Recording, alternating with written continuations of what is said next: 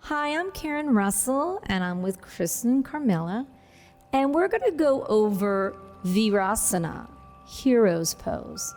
So this is another posture that sometimes is called a resting pose, but it's a lot of work on the knees, right? And it will stretch out the thighs. So just like Malasana really opens up the hips, yogi squat, right? And works on the knees, and sometimes it might be challenging. It might be the thing that we really need. I personally had really bad knees, and this was one of the postures that really helped me. But guess what? I had to do it in stages. I couldn't sit my buttocks on the floor right away. I had to use props. And then eventually I was able to get further and further down. So nice thigh stretch and great with the knees. And so we'll go into it first. Kristen is just gonna kind of lift up out of her heels for a second.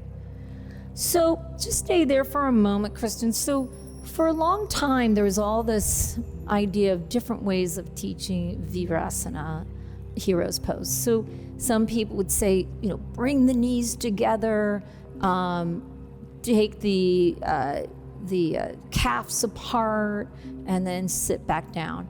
And I think what happens is that now we just want to make sure that the knees, for this posture, now there's another posture where your knees do flare out a lot, that for this posture that the knees don't flare out. So if it's comfortable for you to bring the knees together, then great. Just make sure that the knees stay in line with the hips, that they don't flare out too far, so that you're gonna have to play with that, right? So what she's gonna do is bring the knees slightly together because she feels comfortable. I know her practice. And she's gonna start to sit back with her heels on the outside of her hips. So she wants to make sure the heels are on the outside. Now for her, this is very, very comfortable. So let's talk about the feet, right? Just because the feet are flipped over doesn't mean you want to not have the alignment. So you don't want the feet to sickle, turning in too far or out.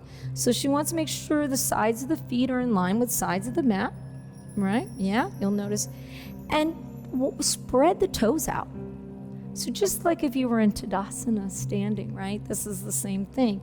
And she can even take a moment and spread the toes, right? Now she feels completely comfortable with the buttocks on the insides of the feet, right? So there's a little trick here. You can do yourself a little massage. You can take your fists and put them right into, right into the middle of your feet, right in there. And actually you can massage all the way around and kind of push down. So that's a nice little trick. Now even here, as you're in this posture in Hero's Pose, she's gonna also look at her platforms. So her feet are rooted down. She's making sure that they're parallel, they're not sickled, the toes are nice and spread. Even here, she's gonna draw the navel in, lengthen the tailbone down. She's gonna firm the outer upper arms back and down, the shoulder blades back and down. So this is another posture where you can work on deep breathing, meditation. It's also stretching the knees and the thighs. Now for some of us, this is really comfortable. So you can go into what's called Supta Virasana, and that's like a super duper hero. But I wouldn't call it super duper hero. It's just another option. So if you're going to start going into this, I want you to go slowly, and I want you to imagine like maybe you had a wheel on your hips.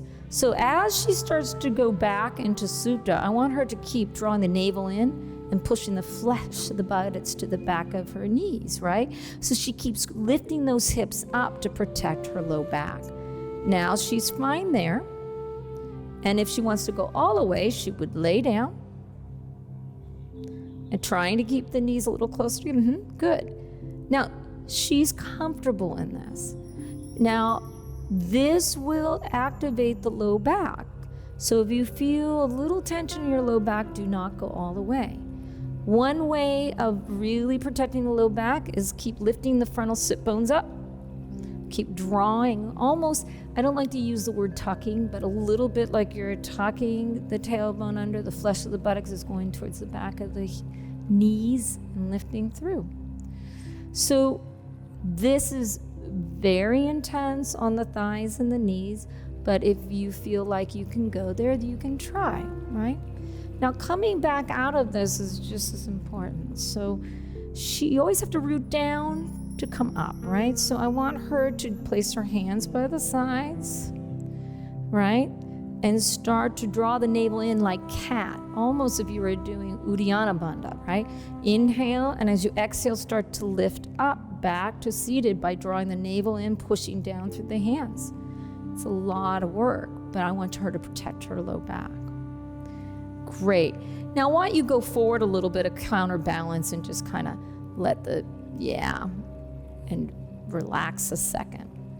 So remember, it's very important if you go into such an extreme back bend to rest a moment, okay? Now, what if sitting your buttocks on the floor is just too much? And that was me for about 5 months when I had these weird Baker cysts on the back of my knees from overextending.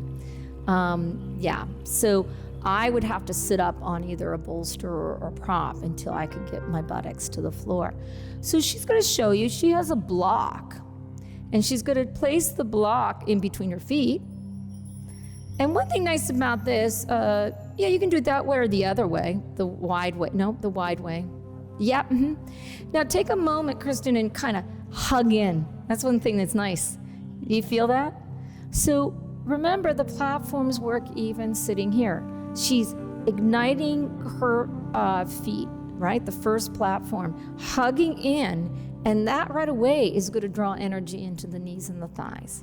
And then she draws the navel in and shoulders down. Her drishti is soft, right? So this is another option. What if one block doesn't work? Then use a bolster, right? Use 2 blocks. Don't put the blocks on the high end because I don't want you to fall, but you could do 2 blocks like that. Remember, there's options. Have fun with it. This is an extreme thigh and knee stretch, so be aware of that, but it's also going to help your knees and thighs. So Virasana, hero's pose. It's not really done in a flow. It's a perfect pose to do maybe halfway through your practice. Sometimes you might want to start your day with this, but you would probably sit on a bolster or at least a blanket. And you can do a lot of deep breathing in this posture too. Hero's pose, Virasana.